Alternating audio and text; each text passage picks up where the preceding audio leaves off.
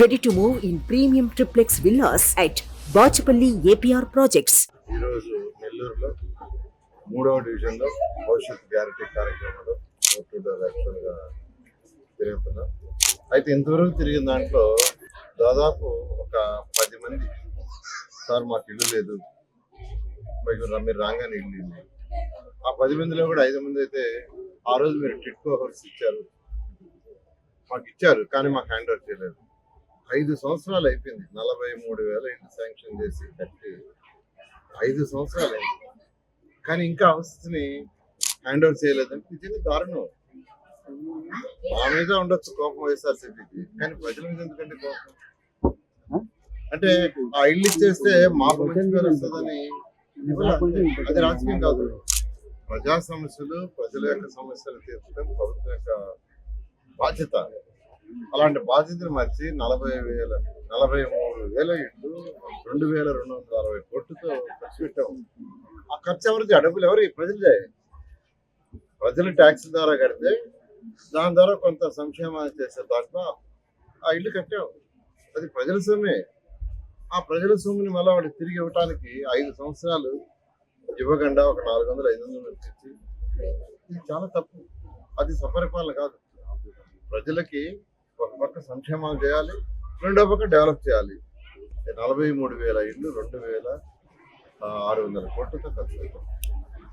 కాబట్టి ఒకటేనండి, నెల్లూరు ప్రజలందరికీ నోటి చెప్తున్నాను, ప్రభుత్వం రాగానే ఫస్ట్ నా priority TIDCO house hand over చేయటం. 2014 నుంచి 19 దాకా ఏదైతే నేను టేకప్ చేసి నెల్లూరు నగరానికి 43,000 హౌసెస్ శాంక్షన్ చేసాము. ఆ హౌసెస్ రాగానే ఇస్తాను. ఒకవేళ ఇంకా కావాల్సి ఉంటే ఇంకో 10,000-20,000 కూడా శాంక్షన్ చేసి నెల్లూరులో ఉన్న ప్రతి పేద కుటుంబానికి సొంత ఇల్లు చేయటమే మా కళ. తెలుగుదేశం ప్రభుత్వం, చంద్రబాబు నాయుడు కళ ఖచ్చితంగా చేస్తామని నెల్లూరు ప్రజలందరూ చెప్తున్నారు. అదేవిధంగా రెండవది అండర్ గ్రౌండ్ డ్రైనేజ్. నెల్లూరులో ఎక్కడికి పోయినా సాయంకాలం 6 అయితే చీకటి పడంగానే దోమలు భరించలేకపోతున్నాం సార్, దోమలు భరించలేకపోతున్నాం. నెల్లూరులో ఒక స్మార్ట్ సిటీ చేయాలనే ఉద్దేశంతో ఆ రోజు 550 కోట్లతో అండర్ గ్రౌండ్ డ్రైనేజ్ సిస్టమ్ తీసుకొచ్చి 90% ఖర్చు పెట్టి నెల్లూరు నగరం మొత్తం అండర్ గ్రౌండ్ లైన్స్ వేస్తున్నాం. జస్ట్ ఇంటి నుంచి కనెక్షన్ ఇవ్వాలి. బాత్రూమ్ నుంచి, టాయిలెట్స్ నుంచి, కిచెన్ నుంచి వచ్చే వాటర్ని దానికి కనెక్షన్ ఇస్తే ఆ యొక్క చివరి కెనాల్స్ వాటిల్లో నీళ్ళు ఉండవు. ఎప్పుడైతే నీళ్ళు ఉండవో దోమలు రావు. చిన్న లాజిక్. అట్లాంటి దానికి 90% 550 కోట్లు తెచ్చి ఖర్చు పెడితే దాన్ని అసలు వదిలేశారు. అంటే నిజంగా అది కానీ అయింటే ఈరోజు నెల్లూరు నగరం దోమల్లే నగరం అయింది. ఆ పేరు మాకు వస్తుందని ప్రజల మీద కక్ష పెట్టుకొని చేయలేము, అది తప్పు. అదేవిధంగా స్వచ్ఛమైన నీరు ఇవ్వాలా, 365 ఇవ్వాలని సంగం బ్యారేజ్ నుంచి 550 కోట్లు తీసుకుపెట్టి లైన్స్ వేసాం. ఇంటింటికి వచ్చిన్నాయి. మా గవర్నమెంట్లోనే ఉన్నప్పుడే 3 డివిజన్లకు ఇచ్చేసాను నేను కనెక్షన్. ఎక్కడికి పోయినా సార్ మీరు వేసిన బ్లూ లైన్ మా ఇంటి దాకా వచ్చింది, కొద్దిగా ఇంటికి కనెక్షన్ ఇప్పించండి రాగానే. ప్రజలు ఏం చేశారంటే 550 కోట్లు ఆ డబ్బు వాడదే. అండర్ గ్రౌండ్ రైజ్ ఖర్చు పెట్టింది 550 కోట్లు వాడదే. ప్రజల సొమ్ముని ప్రజలకు ఉపయోగించాలి, కానీ ప్రభుత్వాల మీద, పార్టీల మీద కక్షతో చేయడం తప్పు. అదేవిధంగా నెల్లూరులో మీకు తెలుసు బారాషాహి దర్గా కానీ, నెక్లెస్ రోడ్ కానీ ఇవన్నీ phase 1 అయినాయి. phase 2 చేయాల్సింది ఉంది. ఖచ్చితంగా ప్రభుత్వం రాగానే చేస్తాం.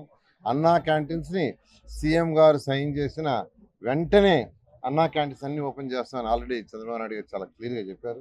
ఎందుకంటే అన్నా క్యాంటీన్స్ వచ్చేసి దారుణం. 5 రూపాయలకు పేదవాడు చక్కగా భోంచేస్తున్నాడు ఇబ్బంది లేకుండా, కానీ దాన్ని కూడా మూసేస్తారు. అది నిజంగా దారుణం. ప్రభుత్వాల మీద గ్రడ్జ్ ఉండొచ్చు, పార్టీల మీద గ్రడ్జ్ ఉండొచ్చు, పార్టీలను యాక్చువల్గా ఉంచకుండా చేయడానికి ప్రయత్నించవచ్చు, కానీ ప్రజల మీద గడ్జి పెట్టుకోకూడదు. ఈ ప్రభుత్వం కంప్లీట్గా అరాచకం. ఎవరిని ఎప్పుడు అరెస్ట్ చేస్తామా, ఎవరి ఇల్లు ఎప్పుడు వాడగొడతామా, ఎవరిని జైల్లో పెడతామా, ఎవరి లైసెన్స్ క్యాన్సిల్ చేస్తాం, ఇది తప్పితే ఇంకేం లేదు. అందుకే ప్రజలందరూ ఇసుకుపోయారు. అసలు రియల్ ఎస్టేట్ అయితే వెళ్ళిపోయింది. ఈ రాష్ట్రం నుంచి రియల్ ఎస్టేట్ పక్కన చెన్నై, తమిళనాడు, కర్ణాటక వెళ్ళిపోయింది. తెలంగాణ ఎప్పుడు రియల్ ఎస్టేట్ బాగుండాలండి. రాష్ట్రం డెవలప్ అవ్వాలంటే రాష్ట్ర ఖజానా నిండాలి. ఖజానా నిండాలంటే ప్రజల మీద బర్డన్ లేకుండా చేయాలి. బర్డన్ లేకుండా ఎప్పుడు వస్తుందంటే ఎక్స్పాన్షన్ కావాలి. నగరం ఎక్స్పాన్షన్ అవ్వాలి. నగరం ఎప్పుడు ఎక్స్టెన్షన్ అవుద్ది? అక్కడ ప్రశాంత వాతావరణం ఉంటే అక్కడికి వచ్చి ఇల్లు కట్టుకుంటారు, లేఅవుట్లు వస్తాయి, ఇల్లు కట్టుకుంటారు.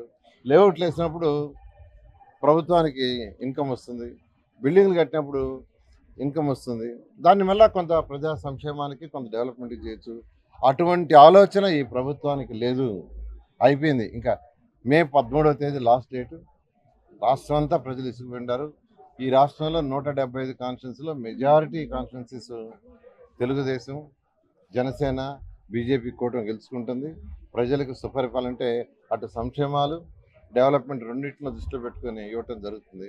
నేను ఒకటే రిక్వెస్ట్ చేస్తున్నా, నెల్లూరు సిటీ నుంచి నేను ఎమ్మెల్యేగా కంటెస్ట్ చేస్తున్నాను, వేమిరెడ్డి ప్రభాకర్ రెడ్డిగా ఎంపీ కంటెస్ట్ చేస్తున్నాను. ఒక నగరం డెవలప్ కావాలంటే ఖచ్చితంగా కేంద్ర ప్రభుత్వం నుంచి కొన్ని ఫండ్స్ రావాలా, రాష్ట్ర ప్రభుత్వం నుంచి రావాలా. ఆయన ఎంపీగా గెలిపిస్తే ఆయన కేంద్రం నుంచి ఫండ్స్ తీసుకొస్తారు, ఎమ్మెల్యేగా నన్ను గెలిపిస్తే రాష్ట్రం నుంచి ఫండ్స్ తీసుకొస్తాం. ఈ ఫండ్స్తో నెల్లూరుని భారతదేశంలో నెంబర్ 1 సిటీగా, ఒక స్మార్ట్ సిటీగా చేస్తామని మీ అందరికీ తెలియజేస్తున్నాను. మీ అమూల్యమైన ఓటుని తెలుగుదేశం పార్టీకి గెలిపిస్తాను. దానికి యాక్చువల్గా ఇప్పుడు కోడికత్తి కేసు విషయం మీకు తెలుసు. అదేవిధంగా ఇది కూడా పోలీసు వాళ్ళు ఛేదించి వాడిని ఎవరో పట్టుకుంటారు, పట్టుకున్న తర్వాత మాట్లాడతాం.